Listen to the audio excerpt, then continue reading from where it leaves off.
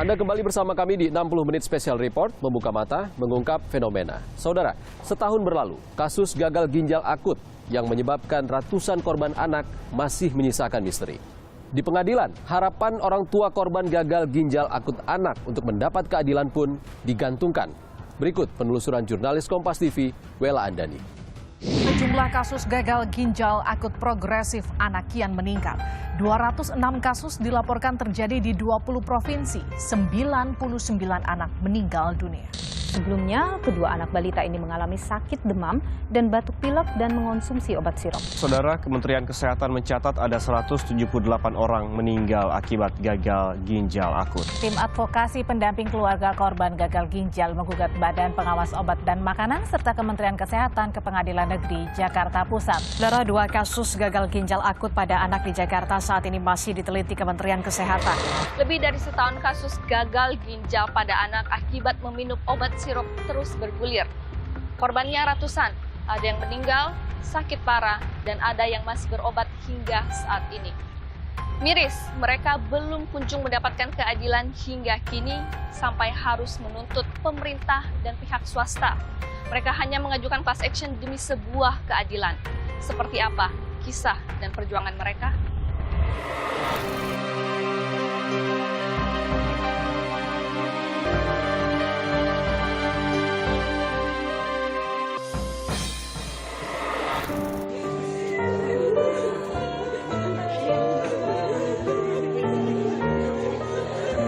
Agustus 2022 silam, masyarakat digegerkan kasus gagal ginjal akut pada anak diduga akibat meminum obat batuk sirop. Penyebaran yang begitu cepat membakan korban hingga ke 27 provinsi di Indonesia. Polisi kemudian menemukan salah satu bahan baku obat sirop, propylene glycol, dioplos dengan etilen glikol dan dietilen glikol atau EGDEG, senyawa pelarut anti beku yang tak layak dikonsumsi manusia. Etilen glikol biasa digunakan dalam industri tekstil hingga campuran cat. Sementara dietilen glikol dimanfaatkan industri resin hingga minyak rem. Kadar racun dalam obat sirop menyerang fungsi sistem syaraf, ginjal, dan hati yang menyebabkan korban gagal ginjal hingga meninggal. Miris, obat sirop tersebut racikan perusahaan farmasi yang memegang izin edar dari Badan POM dan diresepkan dokter. Sejumlah perusahaan farmasi, produsen, dan distributor obat-obatan akhirnya ditetapkan sebagai tersangka oleh Polri. Mereka antara lain PT Avi Farma, PT Tirta Buana Kemindo, PT Farijaya, PT Yarindo Farmatama, dan PT Universal Pharmaceutical, CV Anugrah Perdana Gemilang, dan CV Samudra Chemical.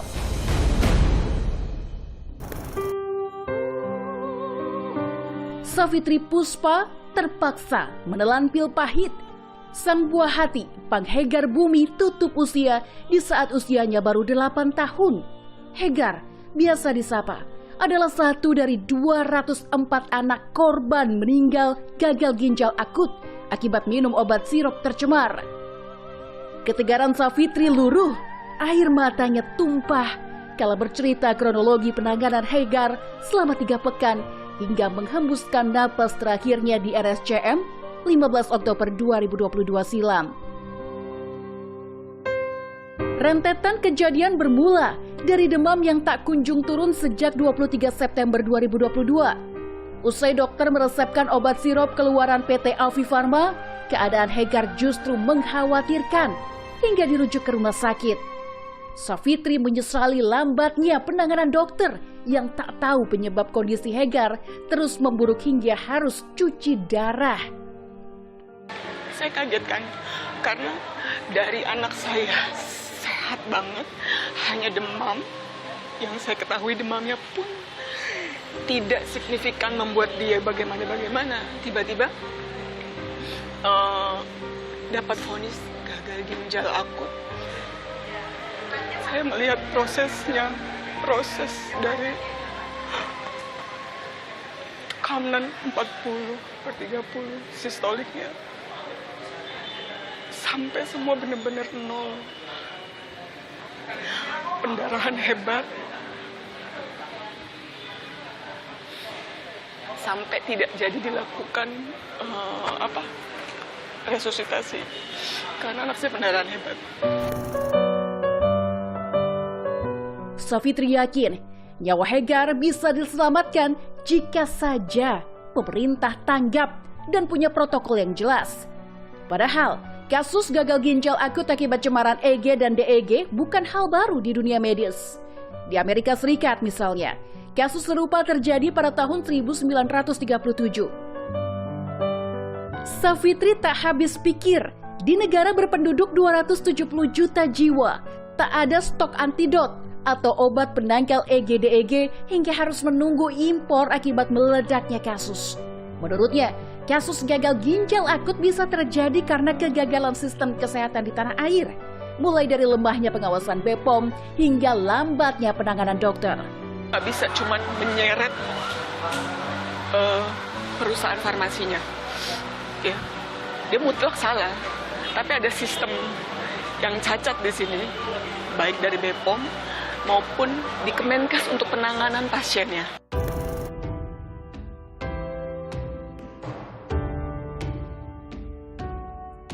Tak hanya Hegar, Raifan Aji Pratama, balita 2 tahun ini juga satu dari 116 korban yang bertahan pasca mengonsumsi obat sirop parasetamol. Meski tak lagi berbaring di bangsal rumah sakit, keadaan Raifan jauh dari kata sembuh. Raifan harus kehilangan penglihatan dan mengalami cerebral palsy atau kemunduran motorik akibat mengonsumsi obat sirop pada Mei 2022. Kemampuan motorik Raifan kembali ke usia bayi 3 bulan. Padahal, Raifan dikenal lincah dan mampu belajar jalan saat usianya 9 bulan. Kini, Raifan hanya bisa berbaring dan tak bisa merespons panggilan atau menegakkan leher. Hati ayah Raifan remuk berkecamuk saat mendapat putra semata wayangnya divonis disabilitas atau cacat seumur hidup. Saat sini sih, kalau Raifan sih dari dokter sudah divonis bisa melihat banyak. Tapi insya Allah kan saya percaya aja lah, namanya yang ngasih sembuhkan yang di atas. Tapi kalau di mata udah divonis dia bisa melihat. Ya dokter pun paling progresnya tuh Raifan bisa duduk aja lah, gak bisa jalan, duduk aja udah maksimal tuh. Seandainya anak saya itu nggak minum obat kayak racun kayak gitu, mungkin anak saya udah sehat.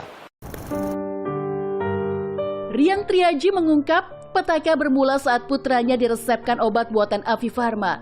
Usai mengkonsumsi selama 2 hari, terjadi pembengkakan dan kegagalan fungsi organ. Menurutnya, dokter tak segera melakukan tes laboratorium meski terjadi pembengkakan fisik. Telat penanganan, Raifan divonis gagal ginjal akut dan dirujuk ke RSCM untuk cuci darah. Kendati telah melewati masa kritis, Raifan harus dibantu bernapas dengan tracheostomi atau pelubangan di area trakea. Tak bisa menelan, Raifan mengonsumsi susu dengan selang nasogastrik yang dipasang dari hidung menuju lambung. Musibah datang bertubi-tubi. Kondisi Raifan yang makin memprihatinkan memaksa sang ayah berhenti bekerja sebagai petugas keamanan demi merawat Raifan. Ekonomi keluarga pun terguncang. Tak ada lagi pemasukan pasti setiap bulannya. Perawatan Raifan memang ditanggung BPJS Kesehatan. Namun, tak semua obat dapat ditebus gratis. Ayah Raifan menguras kocek setidaknya 1 juta per bulan untuk obat syaraf dan suplemen makan sang buah hati. Belum lagi ongkos pulang pergi terapi fisioterapis 3 kali seminggu. Tuh kalau obat aja saya nembus di luar tuh kurang lebihnya 1-2 lah. Itu buat obatnya. Belum buat alat yang buat saksen, tracheostominya tuh kan per 1 bulan harus wajib ganti. Itu 750. Wajib, kalau dia wajibnya dia. Ya totalan mah ibaratnya udah nggak kehitung kali lah. Lebih dari setahun duka orang tua anak korban gagal ginjal akut tak jua dapat penghiburan. Permintaan maaf dan santunan pemerintah pun tak kunjung datang. Savitri, Riang Triaji, dan puluhan orang tua lainnya melayangkan gugatan perwakilan kelompok atau class action di Pengadilan Negeri Jakarta Pusat. Ia berharap ada perbaikan sistem kesehatan dan revisi undang-undang agar tak ada lagi yang bernasib seperti Hegar. Menjadi petunjuk bahwa memang ada loh zat ini yang seharusnya tidak masuk di industri farmasi. Yang itu biasa digunakan untuk tekstil, industri yang lain-lainnya, tapi bisa masuk ke industri farmasi. Yang mana perusahaan itu bisa masuk pula ke Jaminan Kesehatan melalui rekomendasi Kemenkes. Apa nggak anak kita dibunuh namanya? Sekarang nih dibuka kali kasusnya kan dari dulu ngapain aja kayak lihat keadaannya pasien yang masih hidup, yang masih dirawat tuh lihat. Jadi pemerintah itu jangan di media bilangnya anak udah sehat nih, yang sehat. Jangan bilang sehat itu jangan kayak apa. Coba lihatlah anak saya, posisinya anak saya kayak gini. Pemerintah sama sekali nggak ada punya hati nuraninya itu nggak kebuka, selama ini nggak kebuka bener-bener.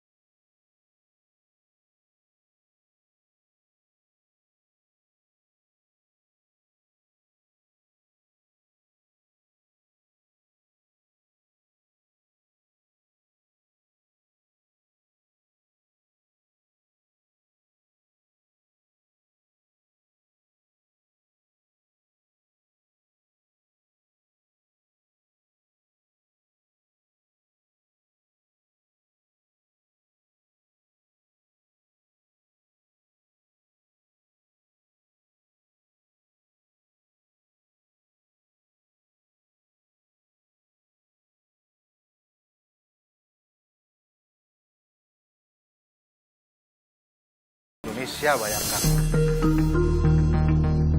Sementara itu, kuasa hukum PT Avi Farma, Reza Wendra Prayogo menilai kliennya tak bersalah karena mengantongi izin edar BPOM. Faktanya obat-obat klien kami PT Avi Farma yang beredar itu kan sudah mendapat izin edar semua dari BPOM. Obat-obat itu tidak mungkin beredar tanpa izin dari BPOM. Semua prosedur supaya obat ini beredar itu sudah kita lalui semua dan itu bisa kami buktikan. Saudara, investigasi sejumlah lembaga pun membongkar kelalaian pemerintah dalam kasus gagal ginjal akut anak. Selengkapnya usai jeda di 60 menit special report. Komnas HAM kemudian mengidentifikasi ada beberapa pelanggaran HAM berat. Pertama adalah hak atas hidup, tentu saja banyak korban yang meninggal, hak atas kesehatan, hak anak, hak memperoleh keadilan.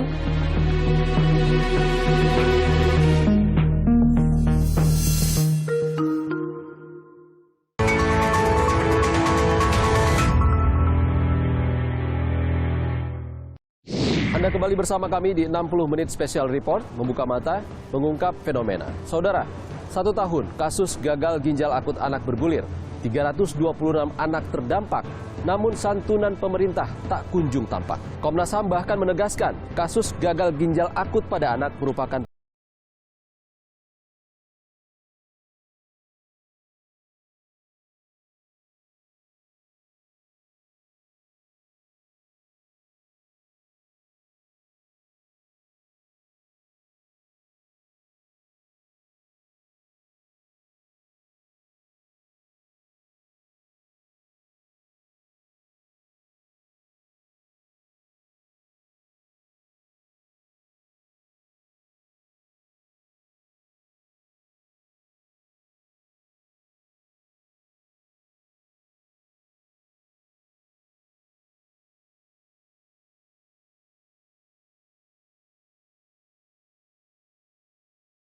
hingga kini bantuan dari pemerintah tak kunjung datang.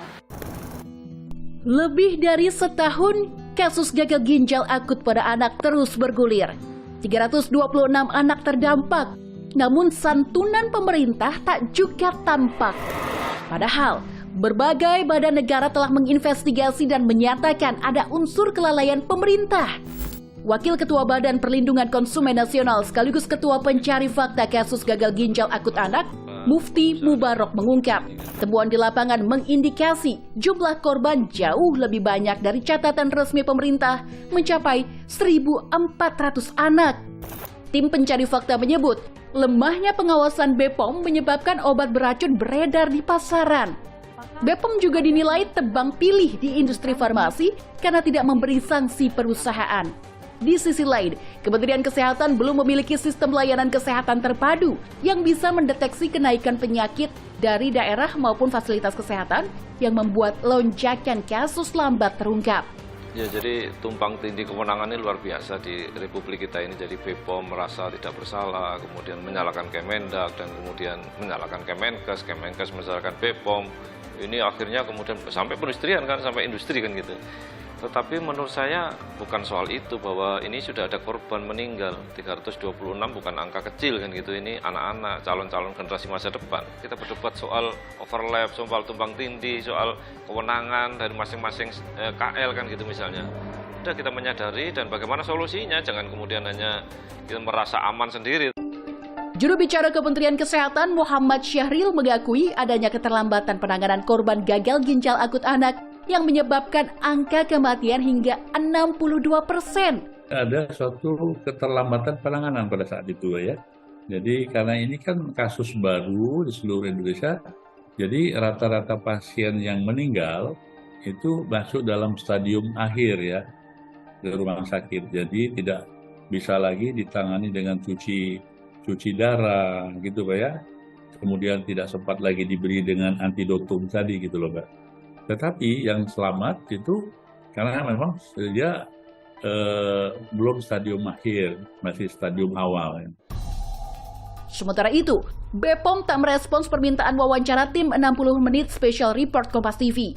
Saat ditemui usai sidang lanjutan class action kasus gagal ginjal akut di Pengadilan Negeri Jakarta Pusat, Kamis 9 November lalu, perwakilan Divisi Hukum BPOM pun irit bicara. Silakan sampaikan kepada pimpinan kami mengenai permohonan untuk informasi tersebut ya Mbak. Terima kasih. Jadi no comment Mas ya? Silakan sampaikan kepada pimpinan kami. Terima kasih.